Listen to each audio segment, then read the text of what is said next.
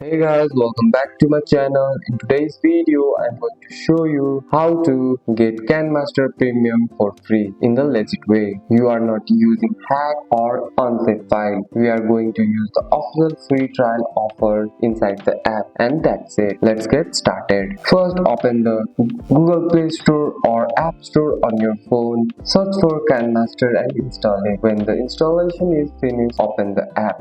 Inside the KineMaster, you will see a message or button that says something like try premium or upgrade to premium. Tap try free or start free trial. You may be asked to search or choose a plan daily, weekly, monthly or etc. Select the plan that shows the free trial tag. Follow the steps on your screen to confirm the free trial.